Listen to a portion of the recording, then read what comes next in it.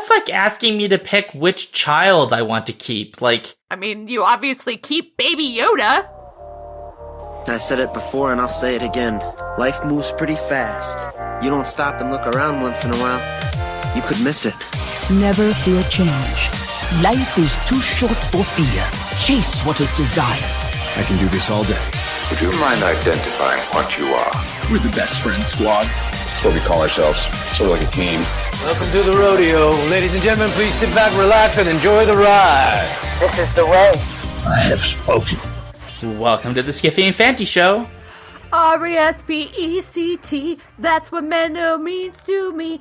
R-E-S-P-E-C-T, take care, T-C-B. Sock-a-tooey. I wanna respect you. Yeah, that's gonna make no sense to anybody listening, and I don't give two shits because it's now an in-joke. I'm Sean. I'm Jen. And we're here today with our, like, at the movies kind of TV Screen Scoutsy segment thing, in which we talk about The Mandalorian. Again! Yay! Yay! Yep. So, that's it. Like, we're just gonna do that. So That's what we're gonna do? That's what we're gonna do. Okay, yeah. We'll give general impressions first, but only because you clearly didn't listen to the last episode that we did on The Mandalorian. Because if you did listen to that episode, you'd already know our general impressions, because they remain unchanged. Yeah, we hated it. We just hated the show. We despised it. God, like, we're just hate watching at this point. Oh yeah, totally hate watching. Yeah, totally hate watching. We don't enjoy anything about Baby Yoda. We don't find any of the costume design appropriate. Cara Dune is a totally terrible character. The worst. I mean, like, if anything, Mary Sue. Oh, I mean, he is 100%. such a Mary Sue. He's a Gary Stew. 100%. You know who was definitely a Mary Sue in that show? Baby Yoda. 100%. That fucking thing, way too perfect, right? Exactly what the writers want, right? A largely non-verbal, giant greenered creature that occasionally is useful with force powers. Yeah, that's what everybody wants to be. That's like the ultimate Gary Stew, or Mary Stew. I mean, if you think about it, the only reason that Baby Yoda exists is so that they could have healing powers in episode 9.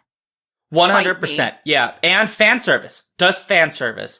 Service, like the worst kind of fan service. That, like, kind of, like, vapid, just really just... Oh, yeah, right? Yeah. At one point, there's actually a guy wearing the shoes of stormtroopers, and that's totally fan service. I mean, it's just over the top. Over the top. It's clearly they just want to sell stormtrooper shoes.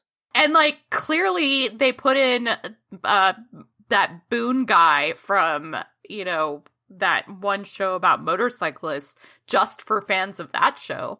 Right, yeah, there's fan service of other shows. There's fan service of, like, Sesame Street. Come on. I mean, we all know, really, this is all the evil, wicked plan of Kathleen Kennedy, who is trying to manipulate the fan base to get everything that she wants so she can suck the soul out of the marrow of Star Wars. Because that's just, I mean, that's how it has to work, right? It can't be any other way. They just want our money. They just want our money. Right. They wanted so much money that they just made this show just so they could sell fucking stormtrooper shoes. Like, it's absolutely ridiculous. I was just in Target, Jen. Have you gone to a Target recently? I have not gone to a Target recently. The entire Star Wars aisle is just shoes. It's just Stormtrooper shoes. Ugh, my God. Could they at least give us some, like, Cara Dune shoes? No, because that, like, why would they make stuff for women? Women don't like Star Wars, Jen. Like, why the fuck are you even here? Like, I don't know.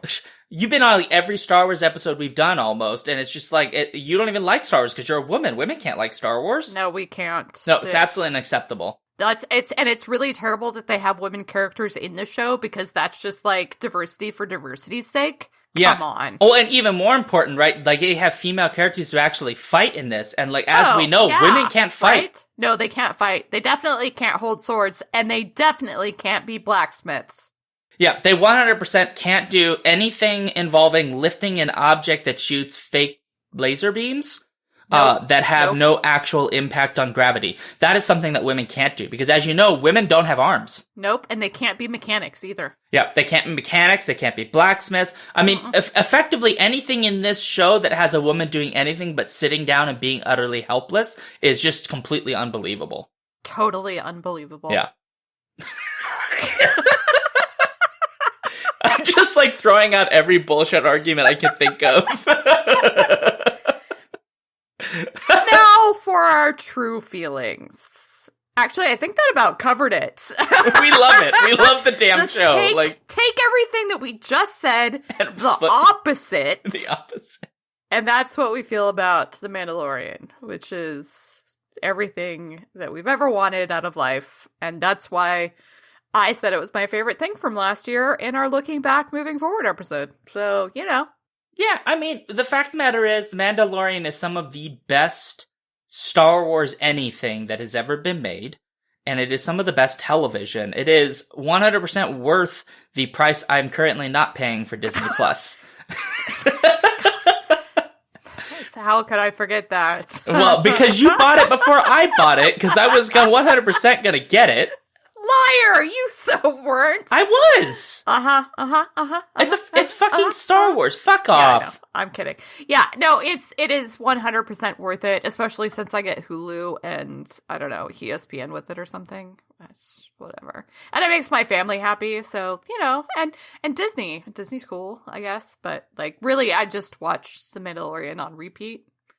So it is a really fantastic show. I think anyone who's a Star Wars fan who's not seen it really should watch it. And I think anyone who's not a Star Wars fan, I think you could watch this without having really any Star Wars knowledge. I mean, there's aspects of it that probably are benefited by having foreknowledge of Star Wars stuff, but I think this show does really well standing on its own in a lot of respects, and it's really fantastically done. It's well shot.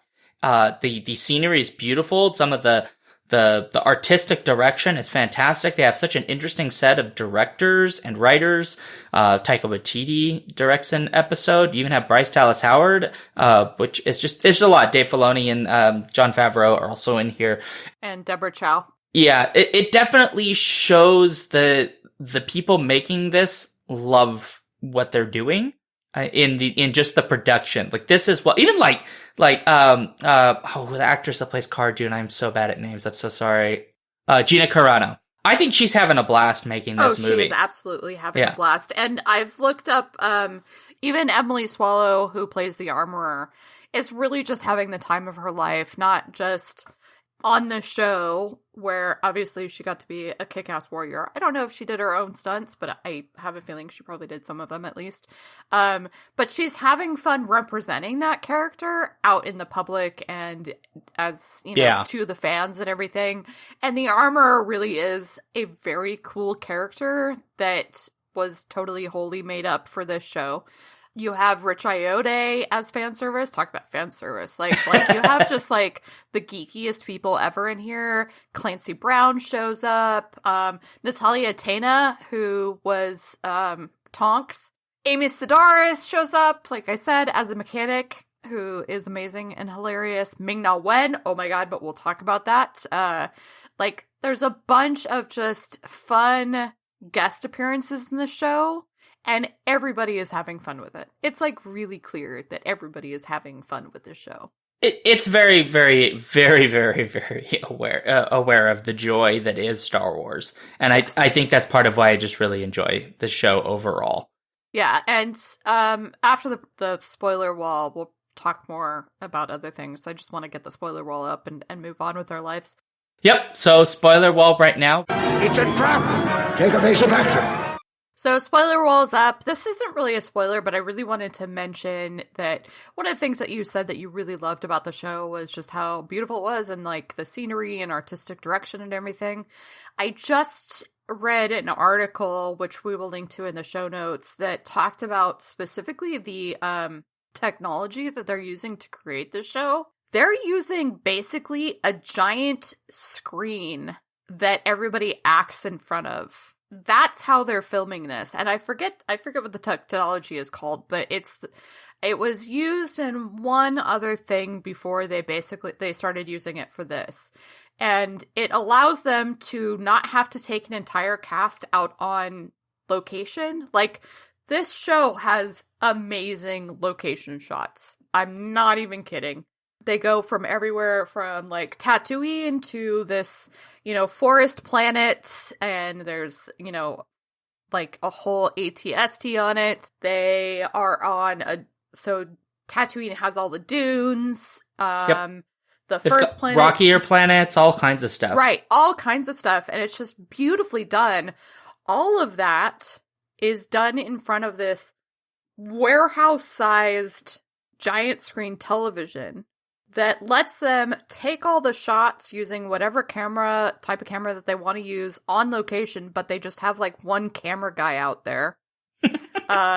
Basically, he takes all the shots ahead of time, and then it's put on this giant LED like screen, and then people act in front of it, and you can kind of see it. Once you know it's there, you can see it. But the lighting in the show, and the sets that are there, like the locations that they are actually creating on set, are really good, and the whole thing is just so seamless. But it's amazing what they've been able to do with that, because this show is it's not filmed on location at all. It is 100% soundstage. That's insane.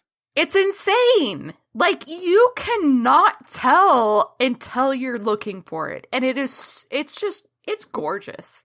It really is gorgeous. This show looks good from start to finish. It is incredibly detailed. We were joking about the stormtrooper shoes, but there's literally a character wearing stormtrooper shoes, and there's a joke about his shoes. Like, that kind of thing happens in this show. And you are meant to, if you're a fan of everything else, notice these details. You don't necessarily have to notice these details. You're just going to, like, get a little snicker about why is he mentioning his shoes. But if you know that they're there, it gives it that much more, like, attachment to the rest of the universe. And it's super cool. And I love it so much. Well, that's fascinating. I did not know that. It is, isn't it? It is fascinating. That's an interesting cost-saving measure, I imagine. Right? Because, flying people around ain't cheap. And, these sets, they're doing a lot of work in areas where, weather could be annoying, so it's kind of interesting. I assume it's saving them money so they can focus a lot more on, costuming and where they have it CGI and focusing on character. But then again, what do I know? Maybe it cost them $10 trillion. I mean, like, the initial setup, I'm sure, was, like, super duper ridiculously expensive. But once it's done, the fact that, not having to haul an entire filming staff around the world, essentially, to film these locations, has got to be a gigantic cost-saving measure. And it really, like, there's a lot of CGI in this, but it's all very high-quality CGI. Yes, it feels like Star Wars movie quality. Yes, exactly. Yeah. And I think that's what this new technology is kind of allowing them to do, because, like I said, once you start looking for it, it's very clear that it's everywhere. Literally everywhere. There are a ton of practical effects, obviously, in the show as well, but it's impressive what they've been able to do. And given the fact that, like, their plan is to continue this, like, we're getting a season 2, obviously. Yeah. They've been able to go with a wide variety of directors, and I don't know how much that is just Jon Favreau having, like, a ton of pool in Hollywood, or, that they can actually afford to pay all these directors to make live-action 30-minute television episodes, right? Well, I think it's what it has been on the docket, because they've been trying to make a live-action Star Wars show for, I don't know, over a decade, I think. When Lucas owned the company, there had been efforts to try to get it off the ground, and it just never got anywhere. Some of that was, like, television had not quite gotten to where it is now, where it could pull off what so much of Star Wars is, which is space operas and, robots and shit. So I think part of that is like that this has been on the desirable list for a while, and what better way to demonstrate the potential of Disney's new platform than to say, well, we're going to make it, and we're going to make it really well, and put that sucker on our new streaming service, to show you what we can do with Star Wars and with Star Wars in a TV format. So, as non-animated because they've done Clone Wars and Rebels and all that, and those have been enormously successful. But I think from a detail perspective, the CGI in those is relatively minimalized compared to like if we wanted to do like a space battle scene, which we have in one of these episodes. Yeah. So we have a space battle. We have a whole space station. Like we actually do get we get quite a few space like scenery, but it's just him floating around with Yodito, and Yodito, I mean, there's a great meme that has come out of that, so, you can just go look it up, but he is in his ship quite a bit, but as you said, we have a whole space battle, and it's cool. Yeah. With two technically sort of kind of battles, you have in the Gunslinger, it opens with an actual space dogfight between the Mandalorian and a bounty hunter of, I don't think he has a name, I can't recall. And then the other one is, when he is in the prisoner, right? Where I don't know if I would call it a dog fight because it's really very one-sided. It's not a dog fight. It's a strafing run. Yeah, with a bunch of X-Wings. Yeah. Yes. And that was really cool because talk about like all of the directors, 3 of the directors got to sit in those X-Wings. Yeah. So Rick Famuyiwa, who was the director of The Prisoner, yep. Dave Filoni, and Deborah Chow are all playing these and one more really, not a director, but another really cool bit of fan placement in The Prisoner. Oh yes, there's actually 2 bits of fan placement. Yeah. One of them is the longtime voice of Anakin Skywalker from Clone Wars has I believe his Star Wars film debut outside of animated film, as a security guard who sadly does not have a good day. No, he does not. So that's Matt Lantner. Yeah. But this was the part where I said that there's Sesame Street fan service. Oh! So Ismael Cruz Cordova, who plays Quinn, used to play a character named Mando on Sesame Street. Of course. I was like, that's so fun! So fun! Since we're on the subject, I will say that The Prisoner was, a lot of the episodes are really good, but I really, really enjoyed The Prisoner. It's excellent. So the premise of The Prisoner, for those that are still listening and have not seen it, is essentially the Mandalorian gets hired by an old former partner of his to work with a crew to break out a Twi'lek who is in this floating prison ship, this moving prison ship, transport ship. So they have to like sneak into it and like all of this stuff. And there's like droids and all of these things. And it has, what's his name? Bill Burr? The main guy who makes the great line of, I wasn't a stormtrooper, asshole. I love that line.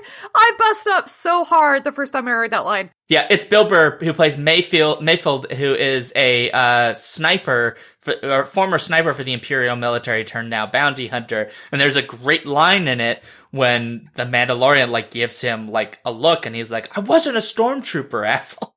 He says, because Mark Boone Jr. is playing the old friend, right? Old mercenary.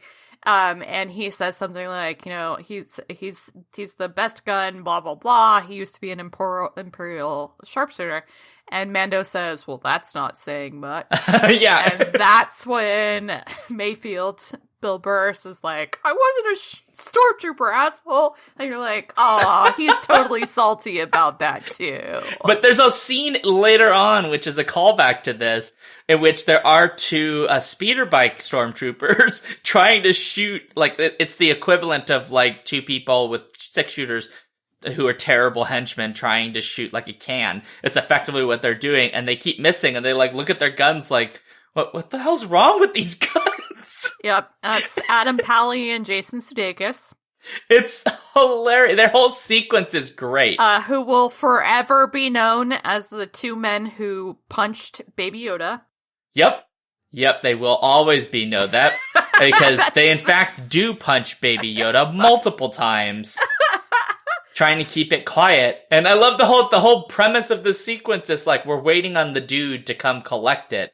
But one guy has seen what it looks like and the other guy keeps wanting to see it. And so the comedy is like, he keeps trying to find excuses to see this creature that none of them have ever seen before. And he's just like, you just want to see it. And he's like, no, I think we should check on its health because it might be dead. And you know what he'll do, what Gideon will do. And it's just like, no, it's all, you just want to see it. So I think the important thing about that scene is the fact that that scene is literally 5 minutes.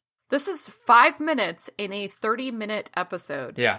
That is focused entirely on these two, nobody speeder stormtroopers who have, taken Baby Yoda from Queel, and they killed Queel because they're bastards.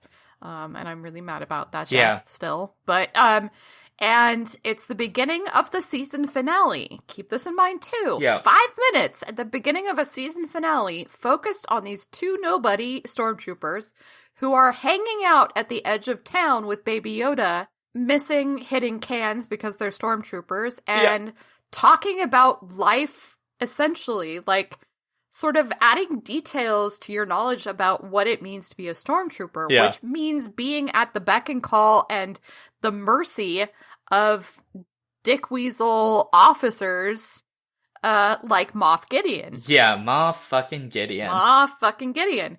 And it is a fascinating scene for that, like, sort of element. And also, it's just hilarious. Granted, this episode is directed by Taika Waititi, so, that's part of the reason that it's brilliant. Well, I think a lot of the reason why is that Taika Waititi is the director, Jon Favreau is, I believe, writing. He's the writer. Yeah.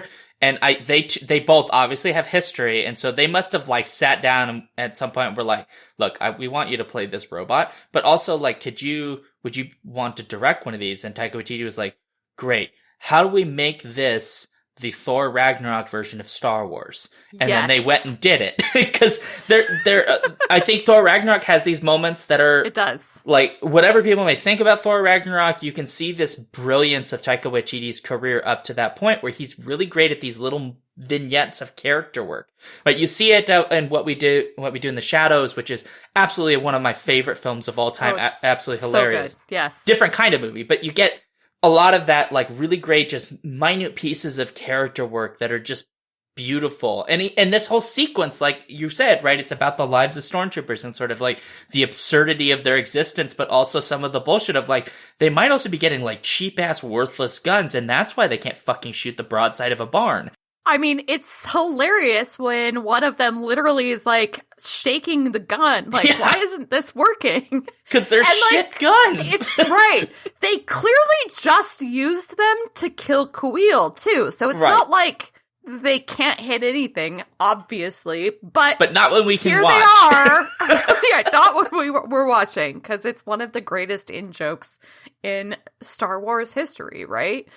So you have to make mention of it in some way, shape, or form. And obviously, that's why we get the joke in The Prisoner. Yep. But that's also why we get this 5-minute vignette in the beginning of the final episode. And it's a great...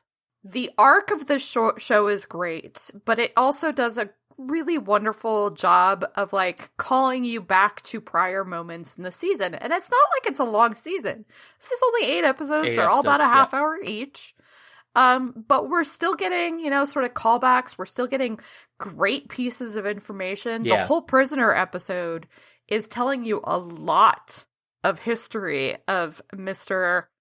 Mandalorian that I'm very interested in. Yeah. Because it's clear he had some sexy times with a certain Twi'lek. I'm sorry. Also a callback because there's the bit in Return of the Jedi where it is suggested that Boba Fett may be interested in one of the Twi'lek dancing girls. Oh, yeah. Because see? he sort of watches one of them dance, and Right. it's kind of clear, like, he's interested, and I think they even have, in Well, one they of are the scenes, pretty they have an hot, interaction. so. Well, yeah, sure, yeah. I mean, Twi'lek women are almost always portrayed as attractive. Right, but in this case, our Twi'lek is terrifying as well. Yeah, because Sheehan she's a is murderer.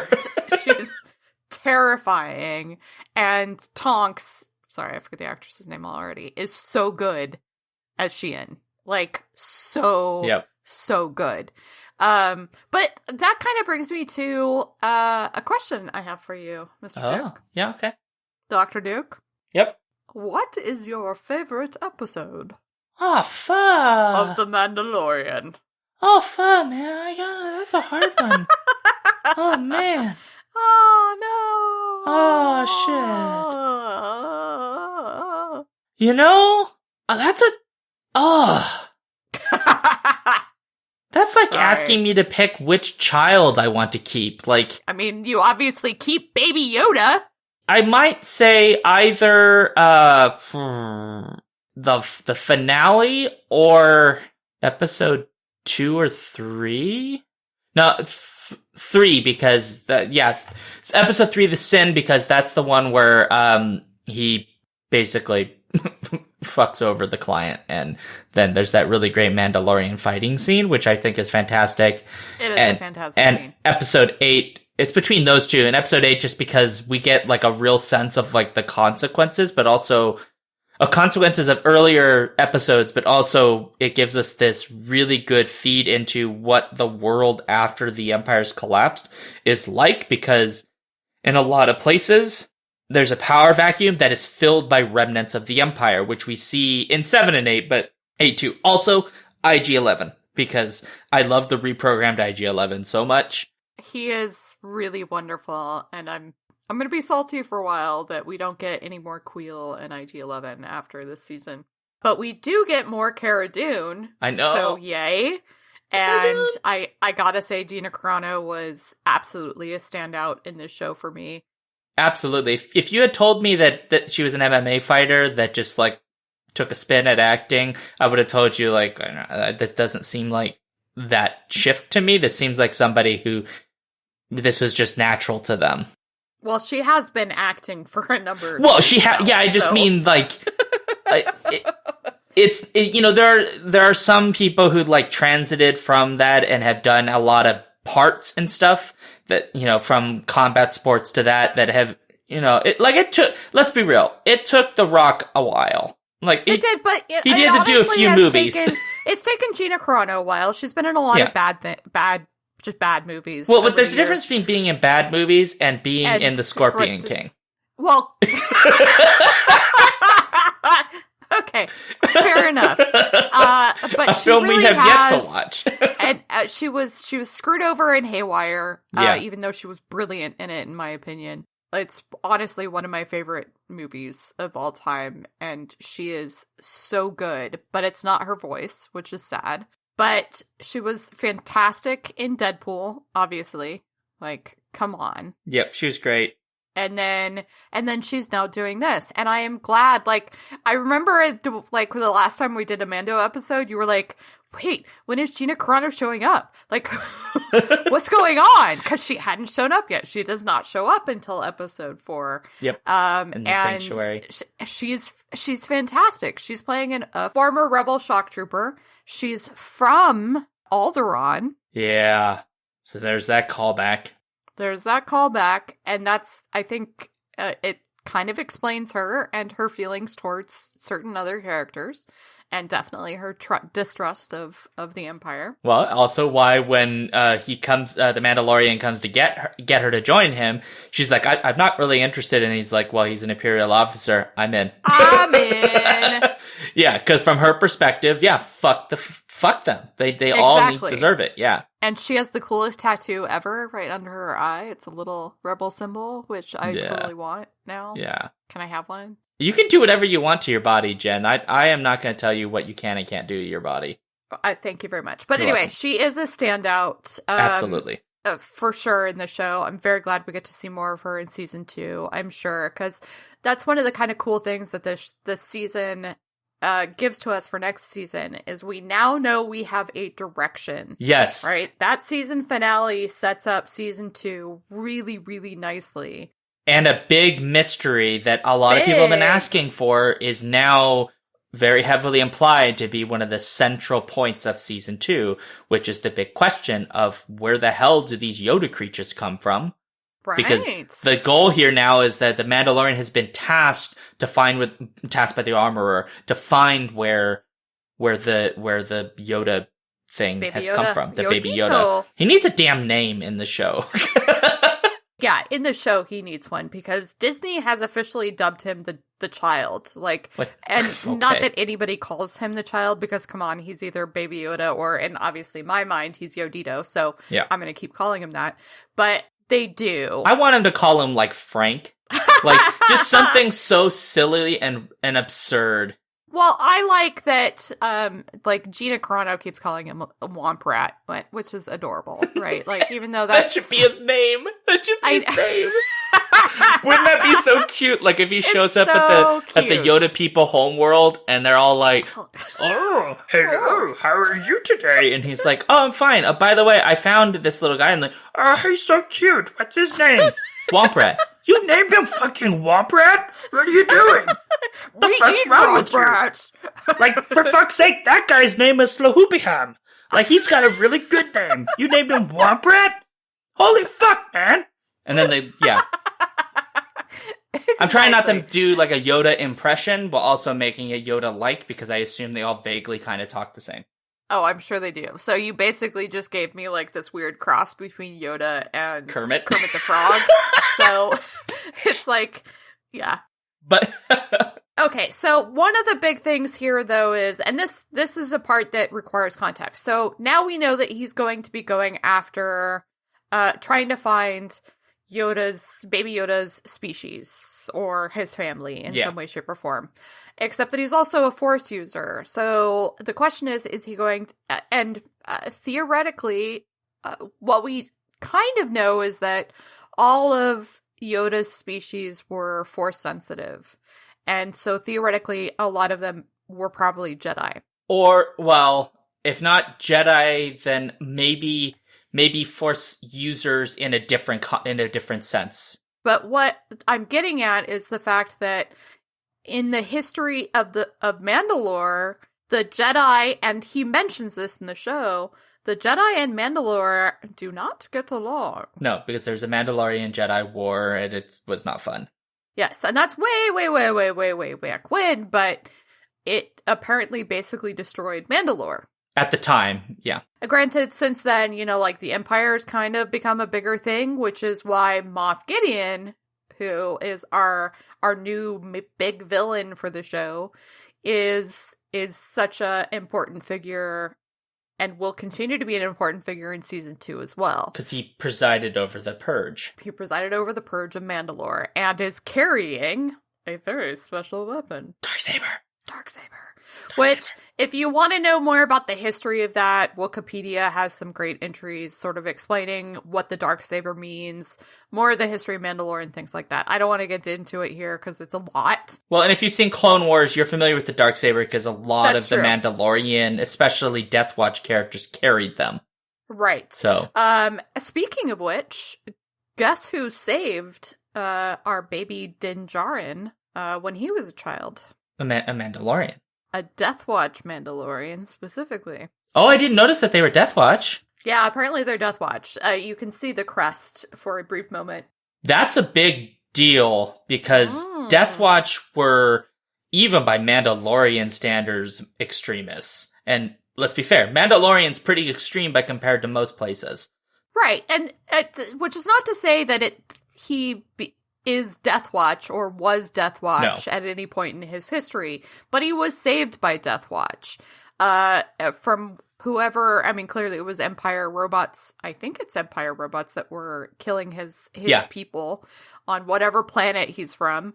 The robots appeared to be Clone Wars era robots, but it would have been around the time of the Clone Wars, but it's It is unclear to me the context in which they're used, because the droids in the Clone Wars are usually associated with the Separatists, which obviously being manipulated by Palpatine and all that stuff, but that's different from the obvious entity that becomes the Empire, which would have been the Old Republic. Right. So there's a bit of like, there's more to this story that we don't yet have. But it explains why he hates droids, so. Yes, it does explain why he hates droids, and the relationship between him and IG-11 and sort of his arc in terms of, like, coming to accept the help of a droid and everything is really cool. So cute. But, anyway, my point being that, you know, this is one of those things that we learned about Mandalorians, obviously, is they are a creed. They are not a species, specific species. Right. Because he was not born on Mandalore. He was brought to Mandalore as an orphan, which I think is something that is going to be, I think there's an element of this that's going to be really interesting to see it being read from indigenous perspectives, if that's something that comes into this. Because some of the original actors who we saw faces for anyway, who played Mandalorian, so for example, or at least who played Jango Fett, is Maori. Yeah. Or of Maori descent.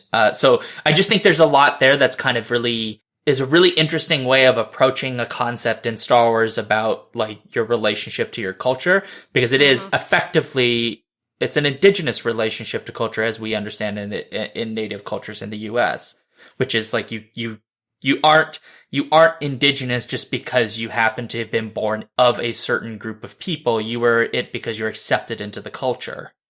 You are a part of the culture. And, like, I'm not going to comment on that more because I am not indigenous. No, I want to hear their perspectives on this. Yeah, it would be really interesting because I think the whole idea of refugees here and the indigenous separation and being sort of, because, like, it's not that Mandalorians are colonizing other spaces. They're literally saving people from that colonization. Right. And so it's a fascinating culture, which we are now learning a lot more about through this show. And obviously, through Clone Wars, a lot is in that as well, but it's a very different perspective because this is post-Purge. So it's a group of refugees. It's a culture basically made up of refugees that are now refugees from even that culture. That, I think, is a very complicated sort of relationship with culture that I think you're right would be really interesting from an indigenous perspective. And it's just interesting from, like, sort of a post-colonial perspective. Like, what does that do to you? Well, I think we can see some of the consequences of that on our characters, because their sense of identity is conflicted and very much protected. Because even the thing that I found just kind of depressing, I suppose, was sort of when we get to the end of this season, we find out what the consequences were for the earlier episode when he basically unintentionally solicits the help of the other Mandalorians who were in hiding. And then we find out that pretty much all of them have been killed now. They've been hunted down and killed. And this is coming from a position of, we've recognized that there aren't many Mandalorians left. They've almost been completely eradicated.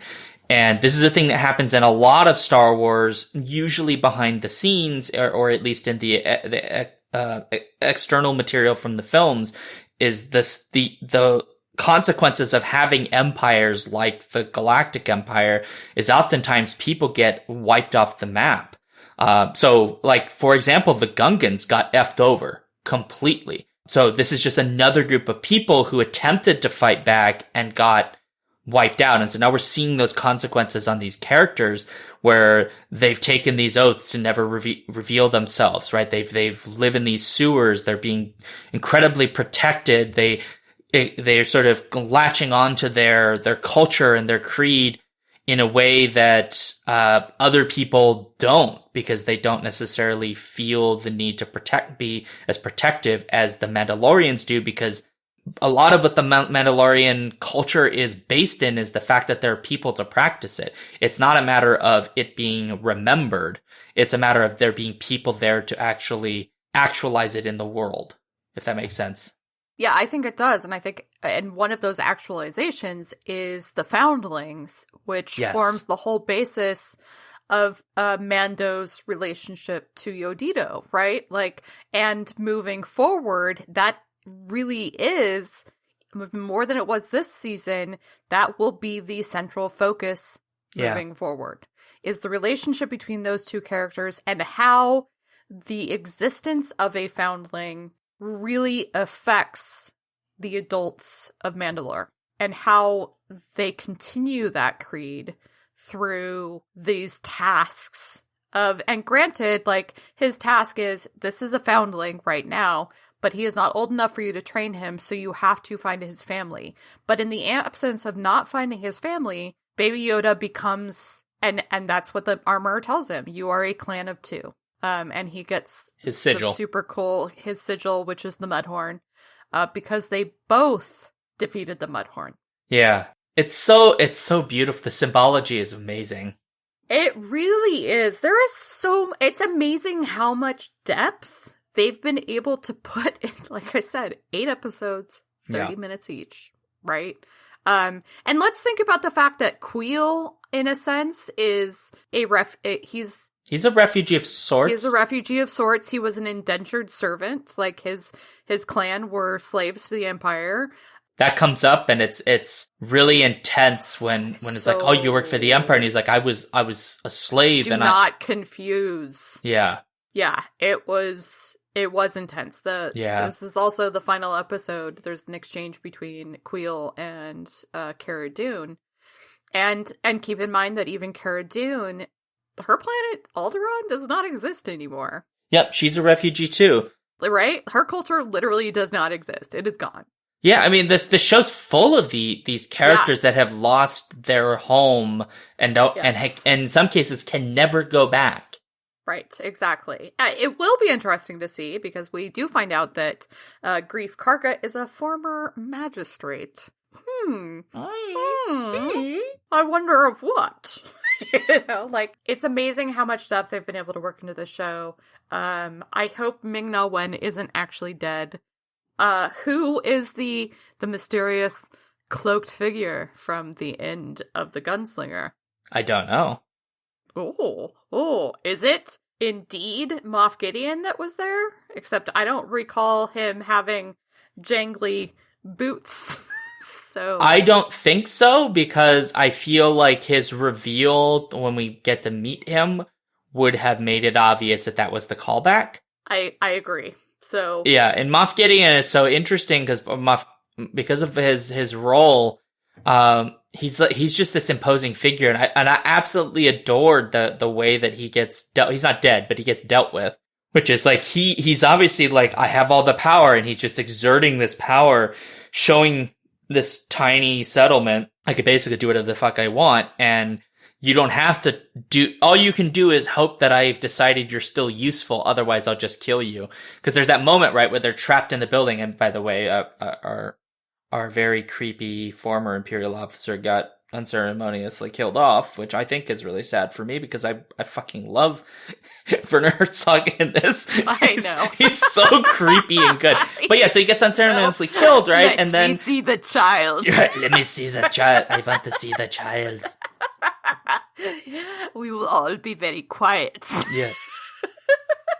We'll be very quiet. We won't disturb him. I can't do his accent. Like, there's only some people can do Werner Herzog, but all you gotta do is just make your voice airy and try to sound like you've been like in a hole in a prison for 6 years, and then just come out going, I once lived in a prison. I can be quiet around children. I can also make them laugh. Look, I can do dances.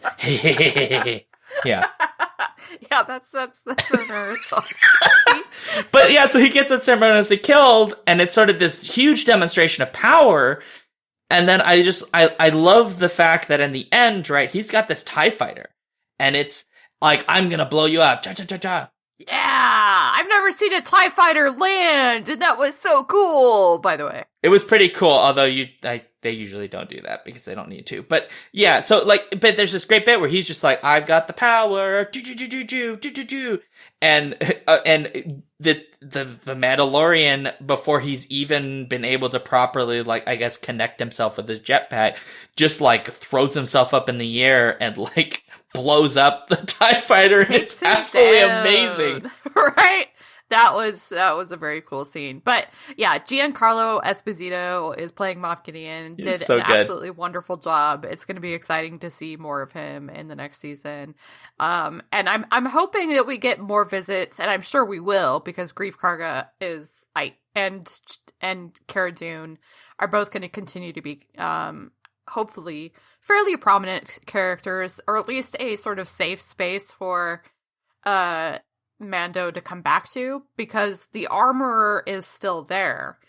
And now that Grief Karga controls Navarro, hopefully for long term, and the guild controls that town, it's essentially also become a safe place for Mandalorians.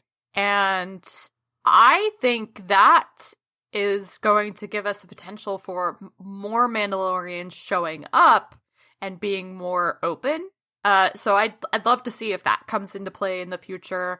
The armorer, like I said, is just such an amazing character. Love it. And I saw someone did a Rosie the Riveter of the armorer, and it says, "This is the way," and I need that poster in my life, like, so badly. You don't even know. And then I need a Cara Dune doing the same thing. She's so badass, because when the stormtroopers finally come for her, and she doesn't even have guns, she just like beats them with like some hand weapons, like the thing it's her hammer and tongs, right? Like it's literally her blacksmithing tools, and like she wrecks. Great scene. And she starts out from her crouch. It's beautiful. Yeah. And this is the thing where it's like, normally that would be this is like the heroic mythical figure, like, goes out in a great fight and everything. But we're given the strong impression she's back for the next season. She's there. She's there. Yeah. She better be there. I hope I said, I hope we see more of her having an influence on Mando and guiding him, which I think is going to continue to be her role. And I hope that you see that space becoming, because it basically is, it's become a space for refugees. That's kind of what bounty hunters are on their own, like, in general. Like, some of them obviously are just in it for the money, but why are they... And assholes. Yeah. Why have they been led down this road? Why have they come to this place? And I think what you'll find is that a lot of them are refugees in some way, shape, or form. Yeah, because Mayfeld is effectively, because the Empire's gone, he has no job. So what do? If you're a Imperial sharpshooter, what is your job supposed to be? You can't go work for the New Republic, because they're not going to take you. You work for the Empire. So, bounty hunter. Right, exactly. And Cara Dune has become, like, she doesn't work for the New Republic anymore because she was a soldier. And now they need peacekeepers. And that's a tough transition for people to make. Especially someone who was intensely in the soldier role. Right, so she's probably dealing with, like, a lot of things, and maybe we'll get to see this next season of, like, that adjustment, like when soldiers go to war and then they come back and they have to be like civilians. And how do you do that? Apparently Cara Dune just fights robots with arm wrestles robots, which I guess is a thing she does. Well, and then she beats the crap out of men who are much larger than her. For fun. And then becomes the enforcer of Grief Karga. So, I know. Like, yeah. It's a good job for her. But we have now, like, talked way too long. I know. Obviously. IG-11. We're really good at that. Can we just talk about, I love the fact that he gets reprogrammed as a nursing droid. Yes. And takes his job really goddamn seriously. Very, very seriously. And I love when he first shows up and they're like, you know, to confront the two the two speeder stormtroopers, yeah. And I forget, you know, a nurse droid? What are you even doing? I'm fulfilling my duty. And you're like, nurse droid, I love that. Give me the child. Right. Now, in my opinion, if all future nurses of, like, small children are not also, like, capable of killing everybody around them, I'm gonna be disappointed. Like, It's that's so not cool. what I expect out of a nurse, right? It's so great. I'm sorry, do you want to take care of my children? I need you to be a former hitman. Thank you. I love it. Like, it's just so great when he's flying in on the speeder with Yoda Tito on him, and he's just like with his arms out with his guns, and he's just like steering with his feet. It's fantastic. Great character. Taika Waititi did a fantastic job doing the voice. And yeah, I what more can we say about this? I didn't even ever share my favorite episode because I'm like cool and I dodged that bullet. Thank you very much. They're all my favorite. I was gonna make fun of you and like be like, oh, you definitely you like this episode the most, but then I realized like none of that would even matter because they're all good episodes, so there's no wrong choice. They're all good episodes. I will say that I think The Prisoner is the most unique episode. And I think purposefully so. Like, it's different from all the other ones. Like, in a big way. The setting is different. Just sort of the action sequences are very different. It's got a different feel. It's shot very differently, especially if you consider the fact that, so Rick Famuyiwa did both the second episode, The Child, and The Prisoner. Mm. And those two, on, like, just take those two separately or together, they're very different episodes. Completely different. Completely different. So, one, it shows us that Rick Famuyiwa has a fantastic range, and I hope we get more of his direction in the next season. Same. But I read a really great review of it because it was talking about the side swipes that occur in The Prisoner. And I don't know if you've watched it a second time, but no. I read it and then I went back and that's when I watched it. And it really is cool because there's a whole sequence where Mando is hunting the other... Yeah, because they betrayed him and he's hunting the them down. Because they betrayed him. So he's hunting them through the corridors of this prison ship, which is a great set for hunting people, obviously, right? And it's just got, like, when he finally... him cornering Mayfield is one of the best comedic moments ever. Because it's like, it's one of those scenes where it's got flashing lights, so it's dark and then light and dark and then light. And it's in a red lighting when it is lit. And you just see Mando approaching him from behind, but sometimes he's there and sometimes he's not there. And there's Mayfield, Bill Burr, just like, where are you? Where are you? You know, oh my God. And then right at the last second, it's just Mayfield's face looking terrified. Mando shows up directly behind him and all you hear is, no! And it reminds me of the scene from Batman Begins. When one of the first time Batman comes in and like is fighting all the people and the guy's going, where are you? And he goes, here. And the guy goes, ah! And then he gets pulled up by Batman. It's one of those, but it's really expertly shot. You're right, because he appears, disappears. It's just very clever. And the rest of them are just as good. Like his fight with Xi'an is great. Like the deal he makes with Quinn and then the double cross. Ugh. Yeah. Gorgeous. But it's really nice to see. I've never seen sort of such a stark difference between episodes while also maintaining the same feel. Obviously, like you can totally see each director's sort of take on things, and they're all fun, obviously. But I love The Prisoner. It's a beautifully shot episode. It's a lot of fun. Tonks is just so terrifying as Xi'an, and I loved it. And it's always fun to see Mark Boone Jr. Like, I think that's his name, because he's hilarious. He's just so good at being, like, the big old motorcycle guy. also in the Nolan Batman movies. He plays one of the corrupt police officers. That's right. I forgot about that. And it's fun to see Matt Lantner in the show. And then last thing, they shouldn't, like I said, I really hope that Ming-Na Wen isn't actually dead, because she is otherwise the queen of Disney. That's like, she's got the EGOT of Disney's. Yeah, she does. Properties now, because she has been in Disney animated films, Marvel, and Star Wars. She just needs to be in a Pixar. Yeah, that's the last hurdle for her.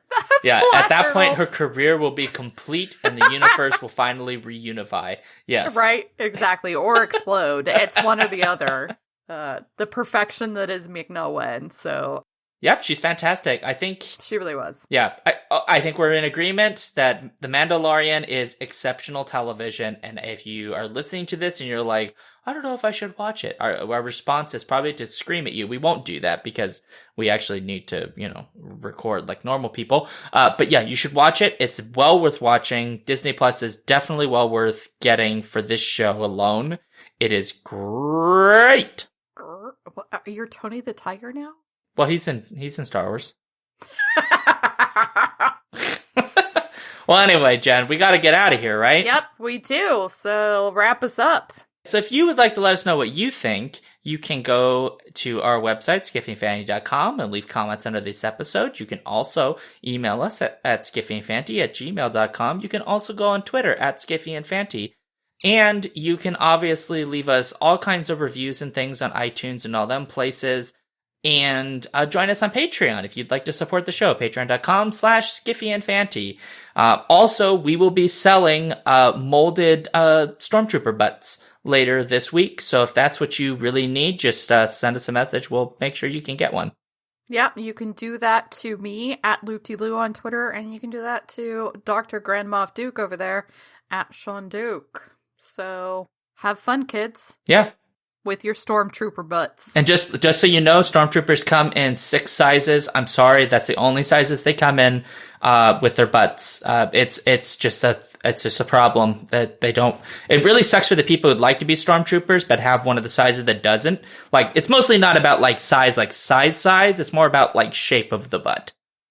Right? So like if you're kind of like, like they're Stormtrooper bubble butts, like they like those. Right? Yeah. The butts that are like really firm, muscular, that one's good.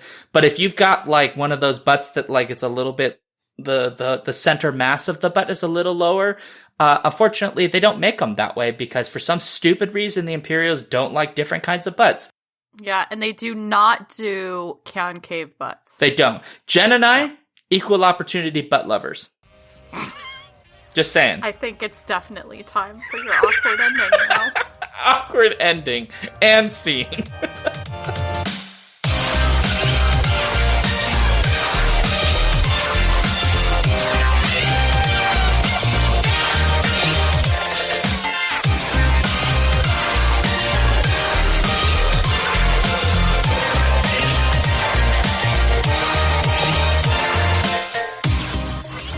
If you would like to support this podcast, you can do so at patreon.com/skiffyandfanty. You can also find us on our website, skiffyandfanty.com, and on Twitter at skiffyandfanty. If you'd like to send us an email, you can do so at skiffyandfanty@gmail.com.